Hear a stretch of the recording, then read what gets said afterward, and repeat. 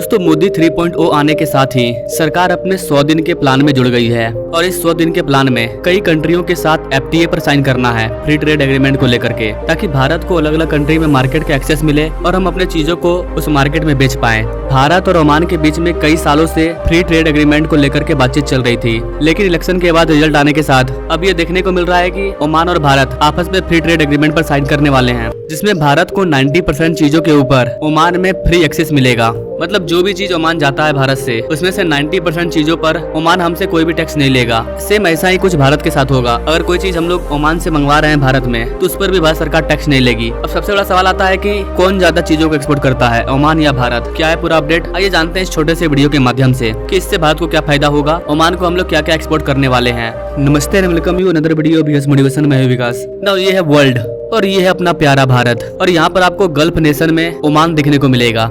भारत और ओमान के बीच का जो रिलेशन है वो काफी अच्छा है। ओमान और हमारे बीच में कॉम्प्रेसिव इकोनॉमिक पार्टनरशिप एग्रीमेंट पर साइन होने वाला है। ओमान भारत का 3rd लार्जेस्ट एक्सपोर्टर भी है। गाइस, ओमान एक गल्फ नेशन है, तो ओमान में बहुत सारा क्रूड ऑयल का प्रोडक्शन होता है और क्रूड ऑयल भारत की नीड है। ऐसे में अगर ओमान के साथ फ्री ट्रेड एग्रीमेंट साइन होता है तो हमें अल्टीमेटली इसका काफी ज्यादा फायदा होने वाला है। क्योंकि हम लोग ओमान से फर्टिलाइजर और भारी मात्रा में क्रूड ऑयल को इम्पोर्ट करते हैं, इसीलिए हमारा ओमान के साथ इम्पोर्ट ज्यादा है। और यही कारण है कि भारत प्रयास कर रहा था कि भारत को ओमान में फ्री एक्सेस मिल जाए, ताकि हम अपनी चीजों को ओमान में एक्सपोर्ट करें और अपने ट्रेड डेफिसिट को कम करें। ओमान से भारत आने वाला जो भी चीज है, जैसे कि gasoline, iron, steel, electronics and machinery, इन चीजों का दाम भारत में कम हो जाएगा। ओमान को हम लोग कई सारी चीजें एक्सपोर्ट भी करते हैं, जैसे कि rice, tea, coffee, dairy product, meat, steel product, कुछ मशीनरी इक्विपमेंट, कई सारी चीजें हम लोग ओमान को एक्सपोर्ट भी करते हैं। और अब भारत में हर चीज का मैन्युफैक्चरिंग हब बन रहा है, तो ऐसे में हमें बड़े बड़े मार्केट की जरूरत है, ताकि जो भी चीज भारत में बने उसे हम उन मार्केट में एक्सपोर्ट कर पाए, बेच पाए। इस फ्री ट्रेड एग्रीमेंट से दोनों देशों की जो आम पब्लिक होती है उन्हें फायदा होता है। अगर हम कोई चीज ओमान में भेज रहे हैं और वहाँ की सरकार उस पर टैक्स नहीं ले रही है, तो उनके मार्केट में हमारे चीजों का जो प्राइस है वो काफी कम होगा, जिससे कि वहाँ के लोग उसे पसंद करेंगे।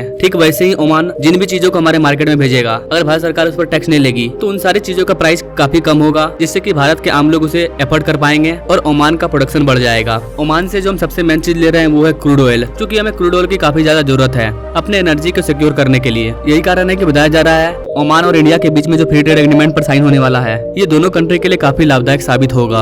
अगर भारत और ओमान के रिलेशनशिप की बात करें तो भारत और ओमान का रिलेशनशिप काफी ऐतिहासिक है। ओमान के जितने भी सुल्तान हुए हैं उन सब का पढ़ाई लिखाई भारत में ही हुआ है। अब जब ओमान का सुल्तान खुद भारत पढ़ने के लिए आ रहा है, इसके अलावा सुल्तान अपने बच्चों को भी भारत में ही पढ़ने के लिए भेज रहे हैं, तो ऐसी कंडीशन में ओमान के जो आम पब्लिक है वो भी अपने बच्चों को पढ़ाने के लिए भारत भेजते हैं। यही कारण है कि भारत और ओमान का रिलेशनशिप काफी अच्छा है। इसी रिलेशनशिप की वजह से ओमान का दिकुम पोर्ट, जो कि चाइना के हाथों में जाने वाला था, वो चाइना के हाथों में ना जाकर के भारत को मिल गया। ये हमारे ऐतिहासिक रिलेशनशिप का ही कमाल है। इसके अलावा पाकिस्तान का जो ग्वादर पोर्ट है वो पोर्ट भी ओमान का था, और उस पोर्ट को ओमान भारत को देना चाहता था, लेकिन उस टाइम हमारे जवाहरलाल नेहरू ने मना कर दिया, जिसकी वजह से ओमान ने ये वाला पोर्ट पाकिस्तान को दे दिया। अभी अगर पाकिस्तान का ग्वादर पोर्ट हमारे पास होता तो हम पाकिस्तान के घर में बैठ करके मुस्कुराते कि हम तुम्हारे घर के अंदर बैठे हुए हैं। लेकिन इतिहास में हमसे कुछ गलतियां हुई है, जिसकी वजह से अभी पछताना पड़ता है कि काश वो वाला पोर्ट हमारा होता ना। ओवरऑल देखा जाए तो भारत और ओमान का रिलेशनशिप काफी अच्छा है, और आने वाले टाइम में हमारा जो बायलैटरल ट्रेड है वो भी और ज्यादा इंक्रीज करेगा। इसी उम्मीद के साथ इस वीडियो को विराम देते हैं। बाकी आप क्या सोचते हैं ओमान और भारत के बायलैटरल ट्रेड के बारे में,